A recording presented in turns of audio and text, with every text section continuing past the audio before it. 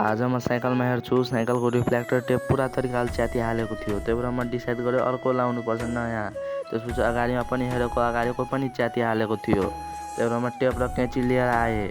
Tape र कैँची लिएर आएपछि म टाल्न लागेँ। भिडियोमा देख्न सक्नु नै हुनुहुन्छ।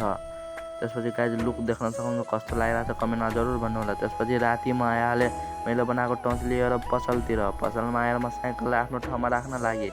आफ्नो ठाउँमा साइकल राखेर म लाइट बन्द गरिदिएँ। त्यसो आज हो नेक्स्ट दिन ब्रस गरेर म भिडियो एडिटिङ गर्न बसिहालेँ। भिडियो एडिटिङ गरेर म गइहालेँ उतातिर डुल्न। यतातिर डुल्न आएपछि देख्न सक्नुहुन्छ यताको भ्यू यस्तो नि छ हैन। त्यसपछि म आइहालेँ घरमा आएर हेर्छु त लाइट बत्ती बलि नै राखेको थिएन। त्यही भएर म खोलेर हेरेको पुरा ब्याट्रीको कनेक्टर नै पुरा निस्किहालेको थियो। त्यही भएर म कनेक्टर जोडेर डब्बामा प्याक गरिदिएँ। त्यसपछि लाइट हेरेको बल्न लाग्यो। आजको ब्लग यति नै एन्ड बाई।